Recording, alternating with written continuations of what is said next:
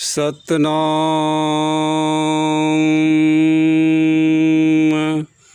हे गुरु पूजित जगत के जगदीश हो हरते सब भव बंधनों के विष हो।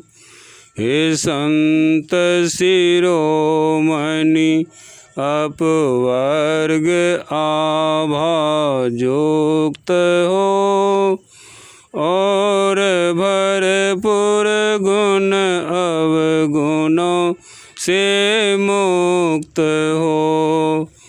रूप और वाणी के मूल तुम सार हो। तम ज्योति और शब्द के तुम पार हो।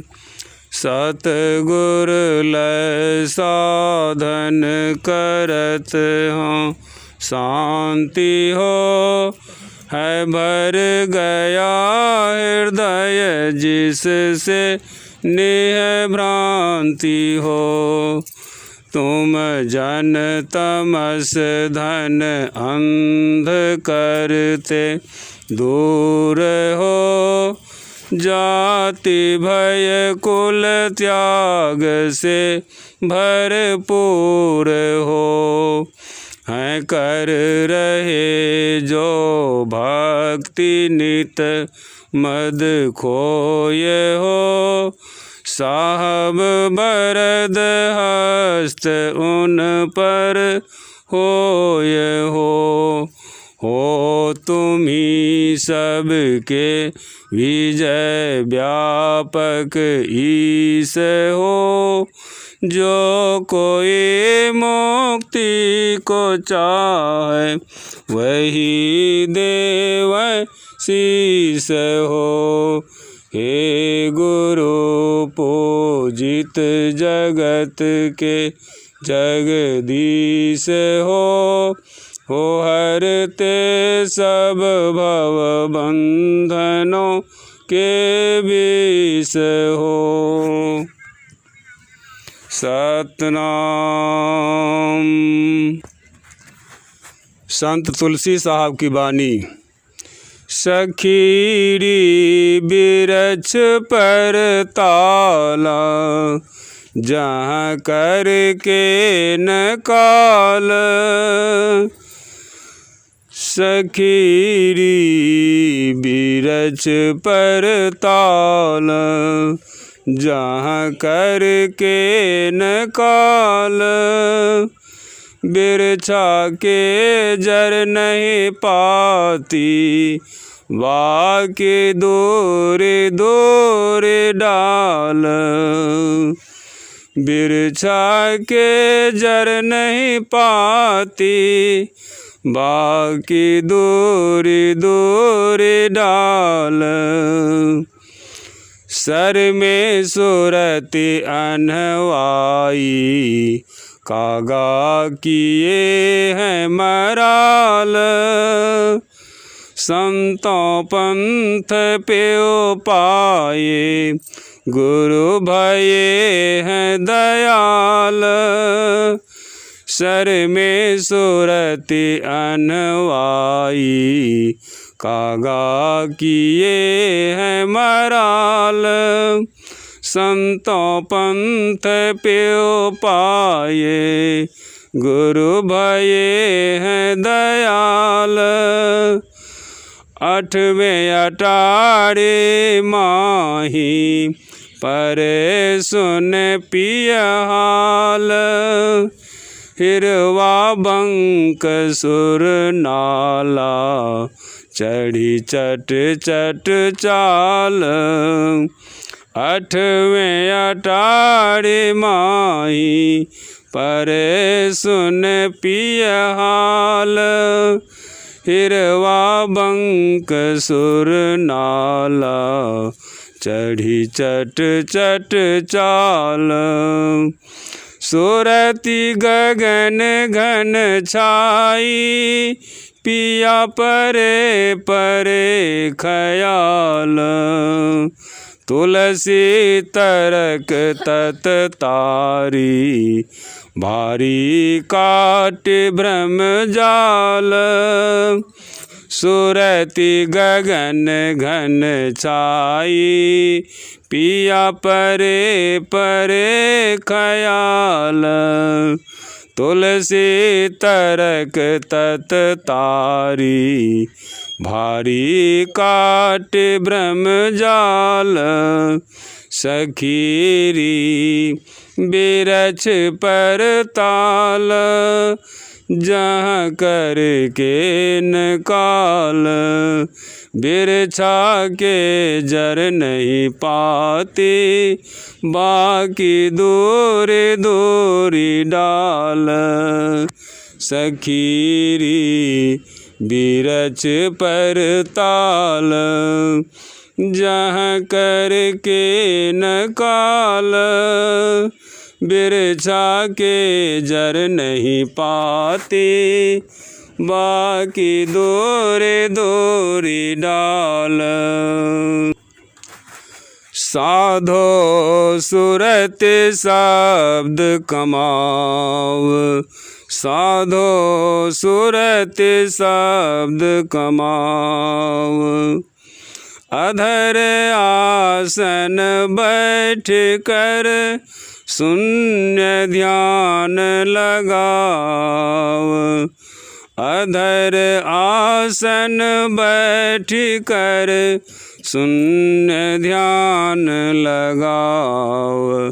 साधो सुरति शब्द कमाव।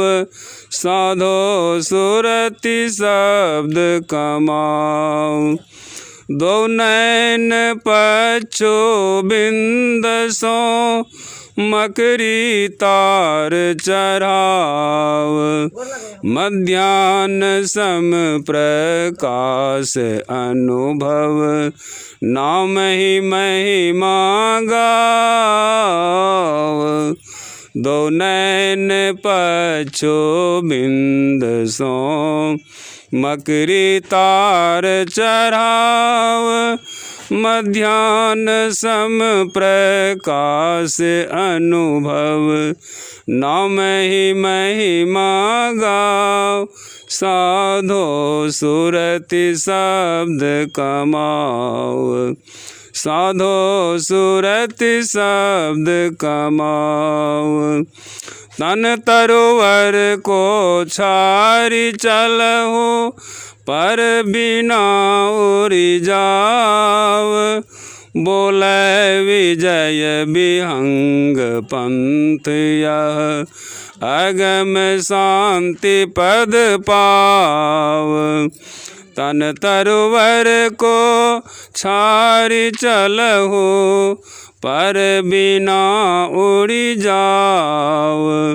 बोले विजय विहंग पंथ यह अगम शांति पद पाव। साधो सुरति शब्द कमाव। साधो सुरति शब्द कमाव। अधर आसन बैठ कर शून्य ध्यान लगाव। साधो सुरति शब्द कमाव। साधो सुरति शब्द कमाव। सतगुरु की महिमा अनंत अनंत किया उपकार। नेतर अनंत उघारिया अनंत दिखावनहार। नेतर अनंत उघारिया अनंत दिखावनहार।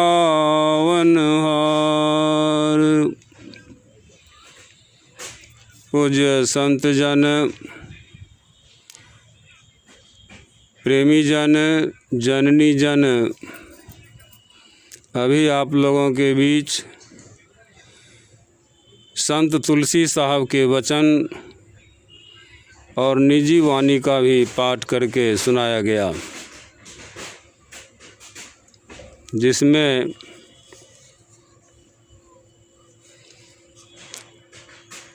संत तुलसी साहब कहते हैं, सखीरी बिरछ पर ताल, और दूसरे वाणी में सुने कि तन तरवर को छारी चलहू। इन्होंने वृक्ष कहा और दूसरे ने तन तरवर कहा, तन रूपी शरीर को पेड़ कहा।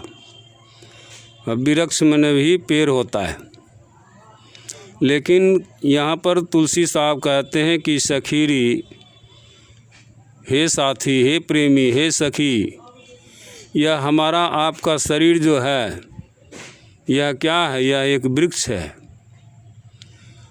इस वृक्ष के ऊपर में एक ताल है। ताल मन सरोवर व ताल तलैया, पोखर, इसको कहते हैं। जहाँ करके न काल, उस ताल में, उस वृक्ष पर जो यह ताल है, उस ताल में कोई काल नहीं करकता है, वहाँ अकाल है। और इस वृक्ष के संबंध में कहते हैं, वृक्षा के जड़ नहीं पाती। इस शरीर का कोई जड़ नहीं होता है और न इसमें कोई पत्ता होता है, लेकिन बाकी दूरी दूरी डाल, इसका डाल जो है बहुत दूर दूर तक गया है। जैसे बाहर में किसी पेड़ को लगाते हैं, वृक्ष को लगाते हैं, तो वह एक जगह स्थिर रहता है, उसका जड़ उसमें ज़मीन से एकदम पूरा मिल जाता है। तो ऐसा जड़ इसका नहीं है। मनुष्य का जो वृक्ष है, यह शरीर, इसका कोई ऐसा जड़ नहीं है, और फिर इसमें कोई पत्ता नहीं लगता है। जैसे और सब पेड़ में पत्ता लगता है, वैसे इसमें पत्ता नहीं लगता है। तब क्या लगता है? तो इसका डाल है। डाल बहुत दूर दूर तक गया है। डाल दूर दूर तक जाने का संकेत है कि आपके संबंध के लोग दूर दूर में रहते हैं। उसी तरह से संत सद्गुरु का यह ज्ञान दूर दूर तक जाता है। जो यहाँ सुना वह कहीं और जगह जा कर के बोला, तो यह सत्संग का प्रचार उस डाल के द्वारा होता है न। इसका दूरी दूरी डाल। इस वृक्ष को समझना होगा, जानना होगा, पहचानना होगा। आगे कहते हैं, सर में सुरति अनहवाई। सर मने भी सरोवर होता है, सर मने सिर भी होता है, लेकिन यहाँ पर संतवानी है, उस सरोवर तालाब से इनको कोई लेन देन नहीं है। यह शरीर रूपी वृक्ष के ऊपरली हिस्सा को सर कहते हैं, सिर। सुरति अनवाई, सुरति इसमें स्नान करती है। किसमें? तो इस तल में, इस सरोवर में, इस तालाब में यह सुरति स्नान करती है। और जब यह सुरति स्नान करती है इस तालाब में, तो यह सुरति पहले क्या था? तो कागा। और जब स्नान कर लिया तब क्या हो गया? ये मराल हो गया। मराल कहते हैं हंस को, है ना, यह हंस हो जाता है। और यह संतों का पंथ है, आम पंथ नहीं, आम रास्ता नहीं है, ये संतों का रास्ता है। और इसी संतों के पंथ पर चल करके पीऊ परमात्मा को पाया जाता है।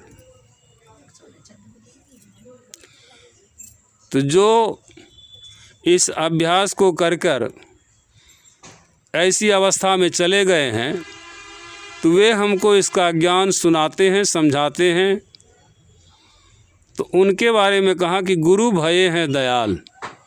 वह ज्ञानी गुरु हम जीवों पर दयाल हो गए हैं, दया करते हैं। आगे कहते हैं 8वें अटारी माही। इस शरीर के रूपी वृक्ष के 8वें तल है। 6ठे तल तक तो सभी जानते हैं, आँख के दोनों मध्य स्थान पर इसको 6ठा चक्र कहा जाता है। यहाँ तक तो सभी जानते हैं, लेकिन इसके ऊपरली हिस्सा में 7वीं और 8वीं को बहुत कम लोग जानते हैं, बिरले कोई जानते हैं।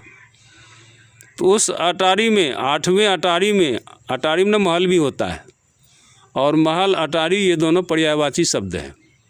महल कहिए अटारी कहिए एक ही बात है। तो 8वें अटारी माही, उस 8वें महल पर क्या है, परे सुन पिया हाल। वहाँ जाकर जो पढ़ता है, जिनकी सूरत वहाँ जाकर रहती है, तो वह पिया का हाल सुनता जानता है। बाबा कबीर साहब कहते हैं, नैनों की करी कोठड़ी पुतली पलंग बिछाए, पलकों की चिकडारी के पिए को लिया रिझाए। नैनों की करी कोठड़ी, नैनों क्यों कहा गया, इसलिए कि 2 है, एक नहीं है, इसलिए नैनों बहुवचन। इसको कोठली बना लीजिए, और ये दोनों दरवाज़ा से जो आप देखते हैं इसको बंद कर लीजिए। पलकों की चिकडारी, इस पल को सदा के लिए बंद कर लीजिए, जितना देर तक कर सकते हैं कर लीजिए। और जब बंद कर लेंगे तो आपके अंदर में ही आपके पिया भी हैं और आपके आप भी हैं। जीव और पीव दोनों वहीं हैं। जीव देखेगी, पहचानेगी, बात करेगी, किन से, आत्मा से। आत्मा क्या हुआ, पिया। तो जीव जो है आत्मा से मिलेगी, बात करेगी, उनसे सुनेगी, जानेगी, तो यह हो जाएगा आपका पिया से आप बातचीत भी कर रहे हैं। पिया को लिया रिझाए। अब जीव जो है वह पिया को रिझाता है। जैसे कोई कुंवारी कन्नी कुंवारा वर से विवाह होता है, उन दोनों को जहाँ मिलन स्थल होता है वहाँ तीसरा कोई नहीं होता है। उसके बजाबते रूम में तीसरा कोई नहीं होता है। वहाँ एक दूसरे से मिलते हैं, बातचीत करते हैं। कन्या जो है पति को मनाते हैं। उसी तरह यह जीव आत्मा रूपी पीव को मनाते हैं, तो बातचीत करते हैं। वो दयालु हैं, दया कर लेते हैं। तो वही कहते हैं गुरु भये हैं दयाल। पीव परमात्मा विशेषण है। आत्मा जो है सो आत्मा ही है, और यही जब विशेषण लगेगा तब परमात्मा हो जाएगा। परम जोर आत्मा, परमात्मा। शरीर के अंदर का अवकाश को आत्मा कहते हैं, और शरीर के बाहर के अवकाश को परमात्मा कहते हैं। तो ये दोनों जब मिल जाता है तब परमात्मा कहलाता है। उसको परमात्मा तत्व का ज्ञान होता है। इस जीवात्मा को यह शरीर रहते हुए होता है, शरीर छोड़ने के बाद नहीं होता है। यही ज्ञान उपलब्ध करने के लिए कहते हैं कि गुरु भय हैं दयाल। ऐसे जो अभ्यासी होते हैं, इसको जो जानते हैं, वह गुरु हमको इसका शिक्षा देते हैं और इस अवस्था में ले जाते हैं, करा देते हैं। उनको गुरु कहते हैं। सिर्फ बाहरी बातों में फंसा देने वाले गुरु नहीं होते हैं। का ऐसे गुरु का दर्जा बहुत विशेष है। बाबा कबीर साहब के वाणी में है कि गुरु गुरु में भेद है, गुरु गुरु में भाव, सोई गुरु नित बंदिए, जो शब्द बतावे दाओ। जो शब्द का रास्ता बतलाने वाला गुरु होता है वह सबसे विशेष होता है। 6 गुरु हुए महात्मा जी के। 6ठा गुरु जो उनको नादानुसंधान का भेद बतलाया, उस गुरु का नाम वो अपने पुस्तक में हर जगह लिया है। लेकिन 6 से पहले 5 गुरु जो हुआ उसका नाम कहीं पर भी नहीं है, किसी भी वाणी में नहीं है। तो उस गुरु का महत्व है, उस गुरु का कृपा है, विशेष है, और उसके द्वारा हमको ये जुक्ति मिला है, तो विशेष तो वही ना हुआ। तो वही यहाँ पर कहते हैं कि गुरु भय हैं दयाल, वह दयाल गुरु हो गए हैं जो हमको इस जीवात्मा को पिया रूपी परमात्मा से, आत्मा से मिला देते हैं। आगे कहते हैं हिरवा बंक सुर नाल। बंक सुर वह धुन जो है मालिका ऊपर से नीचे को आ रही है इस नाल के द्वारा, साथ ही साथ चढ़ी चढ़ी चट चाल। सूरत जिसका चट चट के चढ़ेगा ऊपर, जितना ऊपर चढ़ेगा वह पिया के नज़दीक होते चला जाएगा। जैसे आप लोगों को खबर दी गई कि अमुक आदमी के यहाँ सत्संग हो रहा है, तो आप वहाँ से तैयार होकर चल करके आने में समय लगा, कितना डेग हुआ ये तो गिनती नहीं किए होंगे, लेकिन आप प्रायः तेज़ी से चले ताकि हम जा कर के सत्संग सुनेंगे। तो यही संकेत यहाँ पर दे रहे हैं कि चट चट चाल, मतलब चटाचट तेज़ी से चलते गए, यह सूरत चली, और आपकी ख्याल, आपकी सूरत को यह इच्छा नहीं बनती कि हम सत्संग सुने, तो आप नहीं आते। आपकी इच्छा बन गई कि सत्संग सुनेंगे, तो आप सब काम को छोड़ करके यहाँ सत्संग स्थल पर आ गए, सुनने लगे। यही हाल भीतर में इस जीव को आँख से ऊपरली हिस्सा में होता है, जब ऐसे लगन से चलता है तो उसको ऐसा होता है। सूरति गगन घन छाई, यह सूरत जो है अंतराकाश में, आँख के ऊपरली हिस्सा में जो आकाश है, शून्य है, उसमें यह सूरत छा गया, सूरत ही सूरत रह गया वहाँ, है न, शून्य में। पिया परे परे ख्याल, उसके परे जो पिया है, अवकाश रूप जो पिया है, शून्य रूपी, तो एक तो धुन में भी शून्य है, शून्य में ही धुन हो रहा है, धुन में भी शून्य है, तो उसको पिया जो है वह क्या है, तो अवकाश है। उस अवकाश पर ख्याल जाता है। यह धुन तो छूट जाएगा लेकिन अवकाश तो नहीं छूटेगा, चूँकि हम अवकाश से बने हुए हैं, अवकाश हमको होना है, अवकाश में मिल जाना है। तो वही यहाँ पर कहते हैं सूरति गगन घन छाई, तो पिया परे परे ख्याल। आगे कहते तुलसी तरक तत तारी। तुलसी साहब कहते इस तरक को जो तरक करता है, अपने आप में अनुभव करता है, तो तत्व रूपी ज्ञान उसको मिल जाता है, तो वह तार लेता है, वह ज्ञान उसको, उस जीव को तार देता है। भारी काटी भ्रमजाल, ये भारी भ्रम जो है, संसार का जो भ्रम है, इसको वह काट देता। ये अज्ञान आपको काट देगा कि नहीं यही सत्य है, बाकी ये सारा झूठा है, और बाकी सारा झूठा है भी, सद्य झूठा है। अगर यही सत्य रहता तो फिर ये सत्य नहीं आता, यही हम सत्य रह जाते, लेकिन ये सत्य नहीं है। गोस्वामी जी कहते हैं कि गो गोचर जहाँ लगी मन जाई, असो सब माया जानो भाई। यहाँ आपकी इंद्रियाँ जहाँ तक जाती है वहाँ तक माया है, उस माया के पार वह परमपिता परमात्मा अवकाश रूप में हैं। इसलिए कवि कहते हैं साधो सूरति शब्द कमाओ। मनुष्य जीवन पाए हो तो असली काम कर लो, सूरत शब्द का कमाई करो। वह सूरत शब्द की कमाई ऐसा कोई बात नहीं है कि ये काम करेंगे तब इस काम को कर सकते हैं, सो बात नहीं है। आज ही नहीं, आज तो लोग इसको बहुत विस्तार में ले गया है, लेकिन प्राचीन युग में कोई पुस्तक नहीं होता था, कोई कलम कागज़ नहीं होता था, अति प्राचीन काल में। तो संत महात्मा जो अपने अंदर में अभ्यास करते थे, ध्यान करते थे, अनुभव होता था, तो वह मुंह से बोल करके सुनाते थे। उस समय श्रोता लोग सिर्फ सुनता था, है न। इसलिए गोस्वामी जी लिखते हैं कि श्रोता वक्ता ज्ञान निधि कथा रसिक हरिदास। हरिदास उनके गुरु थे गोस्वामी जी के, इसलिए कथावाचक कौन थे? तो हरिदास। श्रोता वक्ता, अब वक्ता जो है उपदेश कर रहा है, श्रोता उसके ज्ञान के अधिकारी बन रहा है और ये ज्ञान दान दे रहे हैं।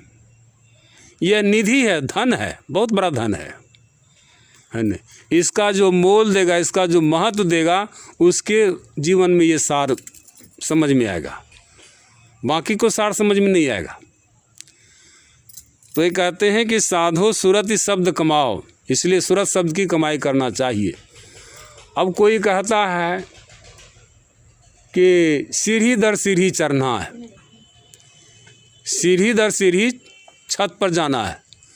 नहीं, सीढ़ी दर सीढ़ी तो मनुष्य चढ़ता है, लेकिन आप मनुष्य नहीं हैं, आप जीव हैं, आप पंछी हैं। आप कैसे चलेंगे? तो जैसे पक्षी चलती है। बाबा कबीर साहब के वचन में है कि पंछी के खोज ओ मीन के मार्ग, ढूंढे न कोई पाया हो। कहे कबीर सतगुरु मिले पूरा, तो भूले को राह बताया हो। यह जीव सूरत चलती है, तो कैसे चलती है? तो शून्य में चलती है। इसका कोई रोड नहीं होता है, इसका कोई रेलवे लाइन नहीं होता है, इसका कोई रडार नहीं बिछाया जाता है, इसका कच्ची ईंटा सोलिंग नहीं होता है। यह शून्य का रास्ता है। जैसे आप हमको देख रहे हैं, हम आपको देख रहे हैं, इस बीच में कोई रास्ता तो नहीं बना हुआ है, यह शून्य में ही देख रहे हैं। और यदि इस बीच में कोई पर्दा पड़ जाएगा तो आप ना हमको देख पाएंगे, ना हम आपको देख पाएंगे। तो उसी तरह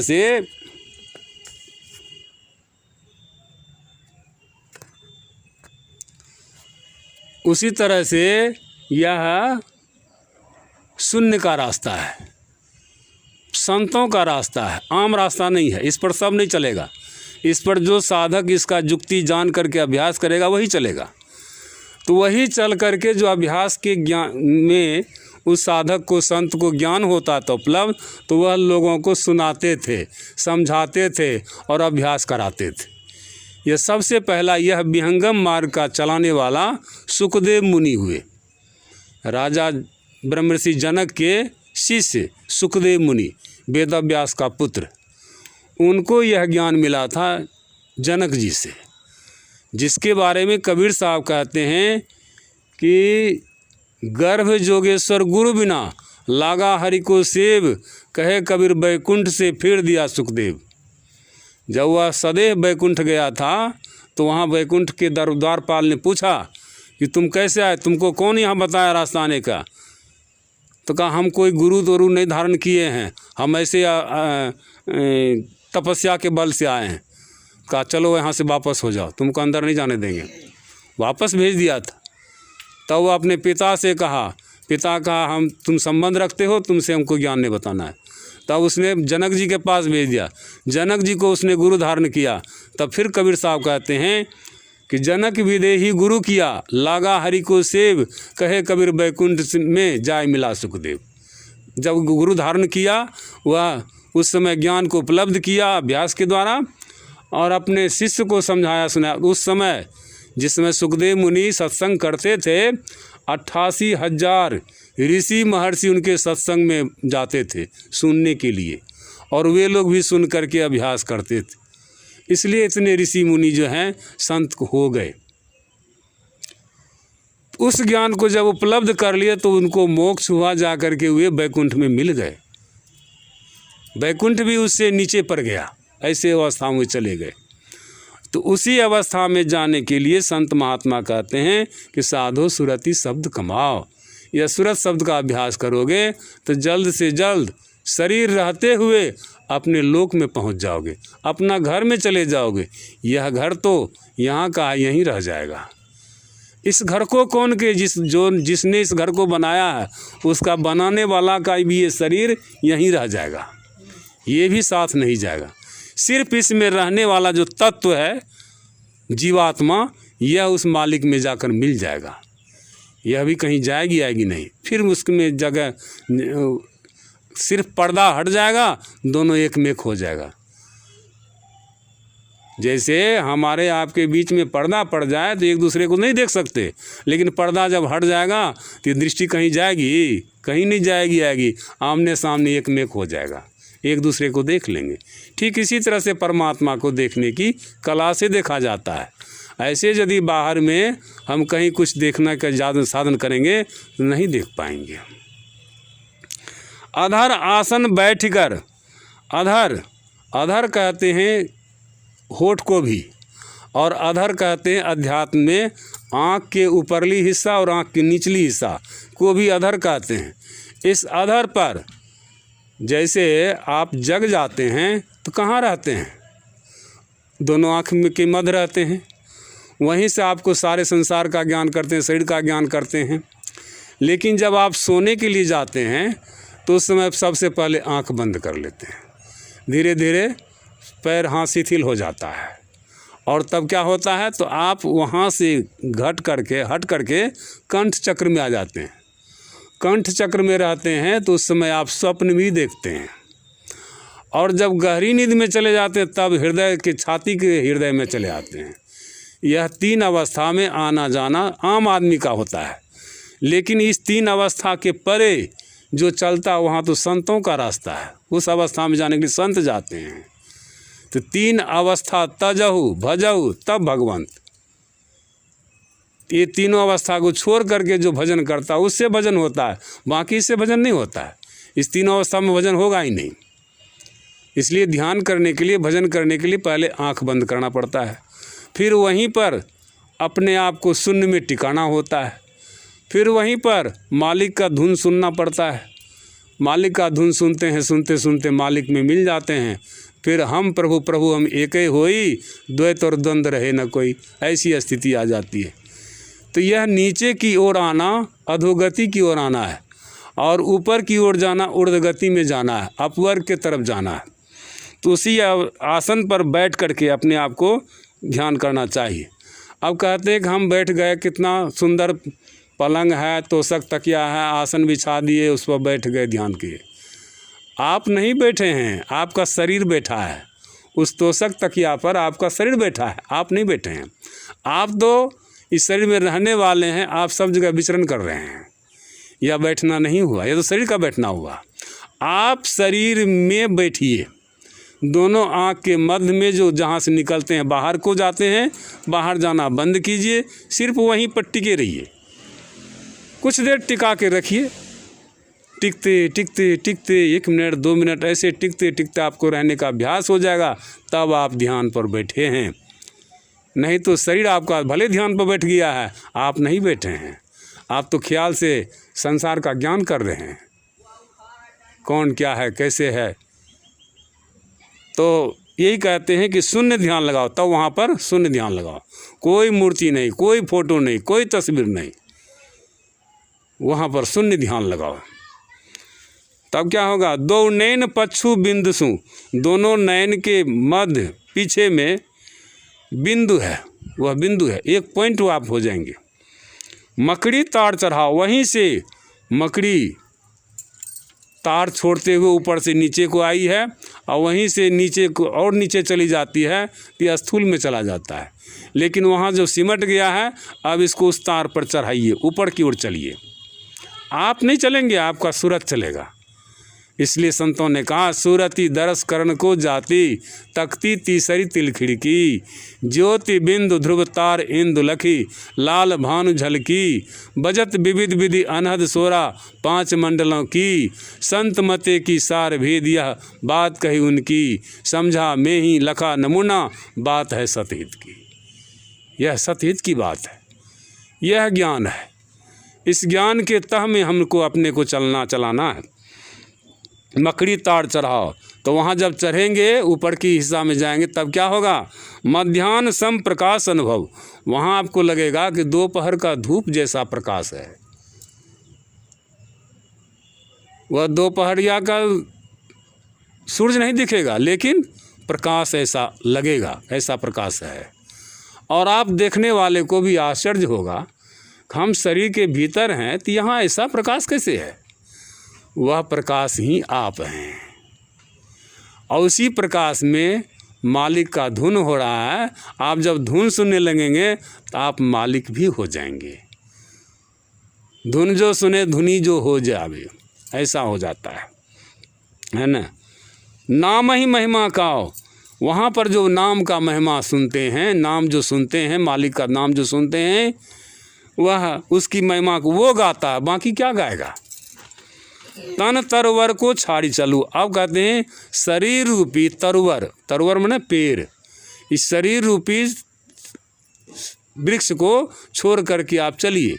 जैसे पक्षी डाल पर बैठी है, तो वह जब उड़ान भरेगी तो किसको छोड़ेगी, धरती को छोड़ेगी कि पेड़ के डाल को छोड़ेगी, पेड़ के डाल को छोड़ेगी।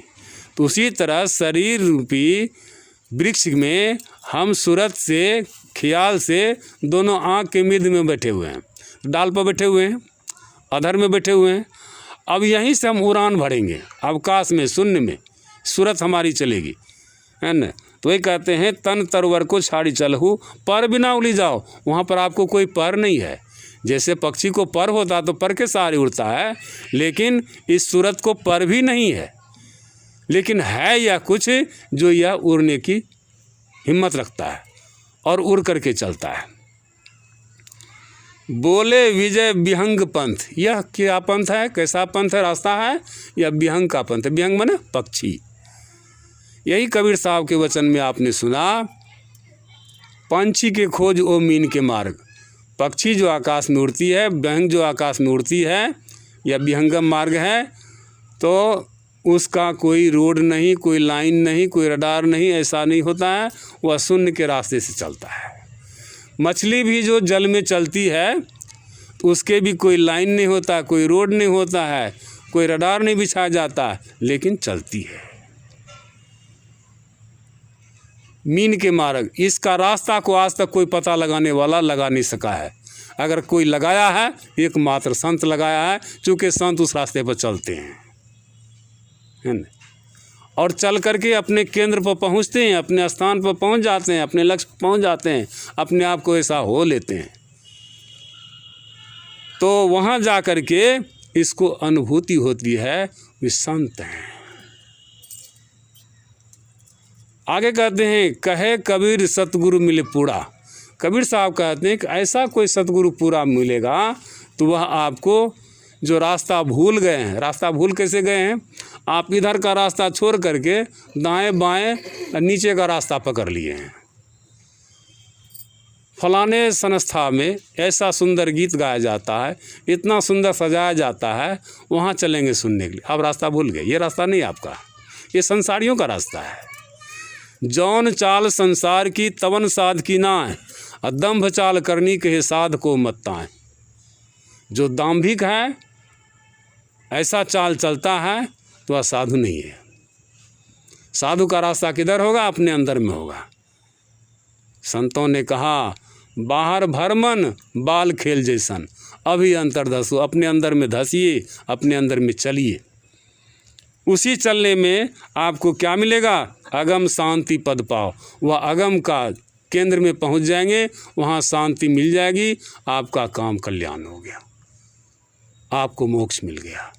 ये जीवन जीते हुए आपको मिलना चाहिए, मिलेगा, मिलता है। जो कहता है कि एक जन्म की बात थोड़े न है, अरे एक जन्म की बात नहीं है, और सब कुछ एक जन्म की बात है। ये एक जन्म की बात नहीं है, क्यों नहीं है। बाल बच्चा भी चाहिए और मोक्ष मरने के बाद, ऐसा नहीं होता है। सबसे पहले प्राथमिकता ये होनी चाहिए। भोजन तो घंटा 2 घंटा के बाद भी कर लेंगे, लेकिन घंटा 2 घंटा के लिए आपका मौत नहीं रोकेगा, वह नहीं रुकेगा, है न। इसलिए नहीं गए कि आप बाहर ही ढूंढ रहे हैं रुइया, भीतर नहीं गए। भीतर जाने का रास्ता ही नहीं मिला आपको, आपको इसको जुक्ति सिखाने वाला नहीं मिला। ये तो इसी तरह की बात हो गई कबीर पंथी में, जो अभी तो चलना नहीं है कि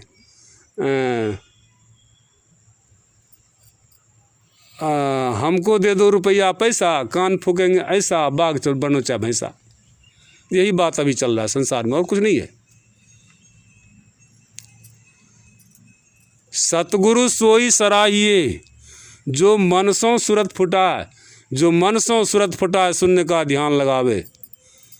सतगुरु भक्ति आनी शब्द का द्वार बतावे, स्वयं सुनत पार की खबर, परमार्थ की गांठी खोले।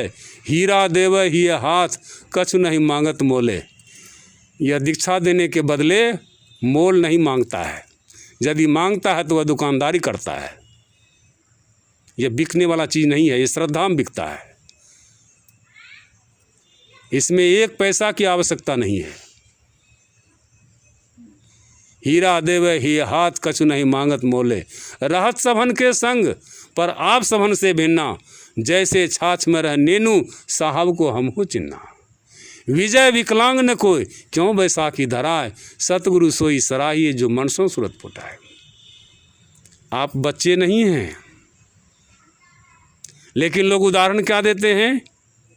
जिस तरह से बच्चे को चलने की सामर्थ्य नहीं है, तो लंगड़ी गाड़ी उसको देते हैं घर कौवा, जिसके सहारे वो चलना सीखता है। क्यों भाई? उसको समझदारी भी नहीं है बच्चे को, हमको समझदारी भी है। तस्वीर के सहारे हम नहीं चल सकते। आपको कोई बता दे कि यह तस्वीर छाती में लगा लीजिए, बाजार घूमिए, लोग क्या कहेगा आपको? क्या कहेगा? पागल कहेगा, और दूसरा शब्द नहीं कहेगा।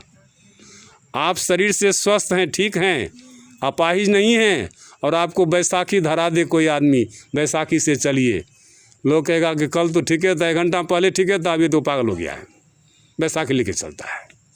आपकी समझदारी कहाँ गई? आप सारी बात को समझ रहे हैं, बूझ रहे हैं। एक बच्चा को एक बेडशीट पर बाघ का चित्र है, उसको डराइएगा कि बघवा खा जाएगा, बच्चा का हार्ट फेल हो सकता है, क्योंकि वह समझ रहा है कि बाघ है, ठीक है। लेकिन वही कोई बड़ा आदमी को कहिएगा कि बघवा आपको नौछर लेगा, कहेगा तुम हमको सिखाता है, उसकी बुद्धि कबूल करेगी? कभी नहीं करेगी। इसलिए उससे डर नहीं होता है। और यहाँ डर होना चाहिए, डरनी गुरु डर है न, डर करनी डर परम गुरु, डर पारस डर सार, डरत रहे सो उबरे गाफिल खावे मार। आपके गुरु जी, आपके माता पिता आपके सामने होते हैं, तो उस समय आप गलती नहीं कर सकते हैं। क्यों? तो आपको 2 चीज़ है, एक तो लाज भी है और दूसरा डर है। ये 2 चीज़ है ना। गुरु जी के सामने, माता पिता के सामने आप गलत काम नहीं करेंगे। वाकई में आप पति पत्नी हैं, इससे क्या, लेकिन वहाँ पर आप ये नहीं करेंगे। और वही गुरु जी का, वही माता पिता का तस्वीर आपके पलंग के सिरहोने में टंगा हुआ है, वहाँ डर होता है। अगर डर होता तो आप नहीं सखा संतान होता। अगर वहाँ पर डर होता तो आपसे संतान नहीं होता। वहाँ डर नहीं होता है। तो यह क्या है? यह है संस्था को जोतना, संस्था को चलाना। तो हम संस्था के शिष्य नहीं हैं, हम संस्था को गुरु नहीं मानते हैं, गुरु नहीं जानते हैं।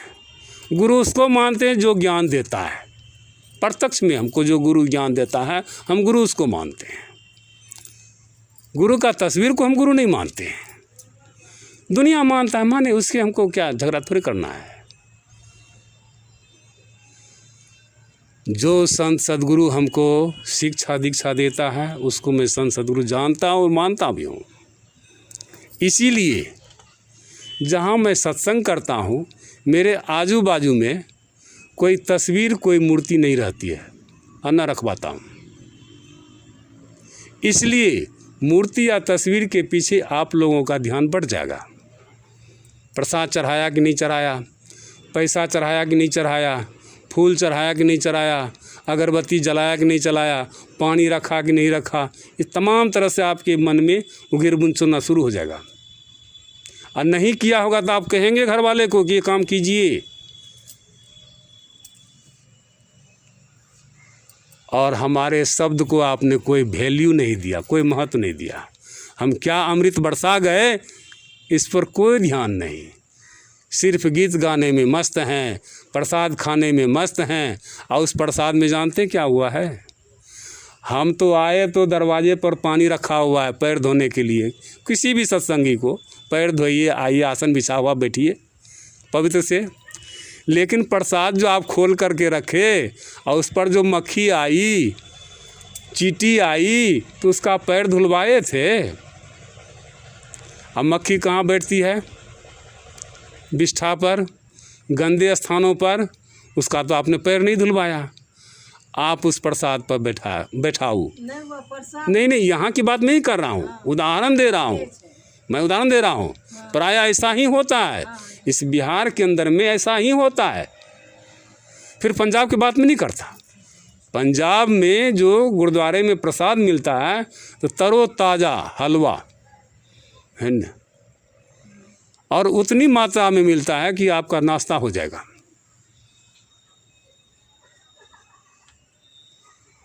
और उसमें कोई चींटी, कोई कीड़ी, कोई मक्खी नहीं बैठ सकता है, इसलिए वो ढका रहता है।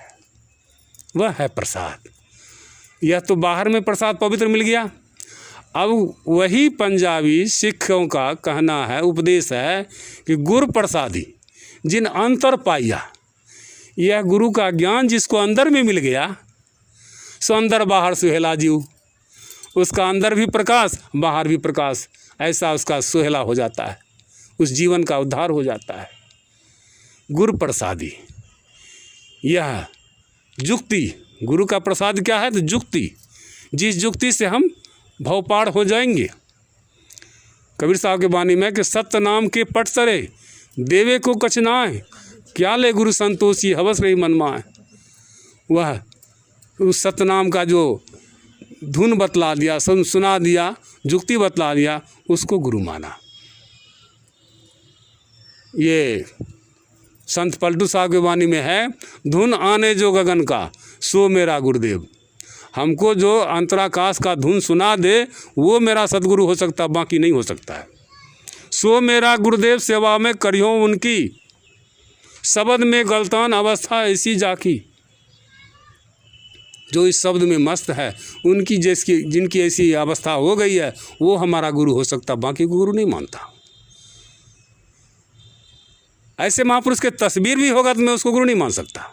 तस्वीर तस्वीर है, तस्वीर उसमें चेतन नहीं है। हमको चेतन से ज्ञान मिलेगा, अचेतन से ज्ञान नहीं मिलेगा।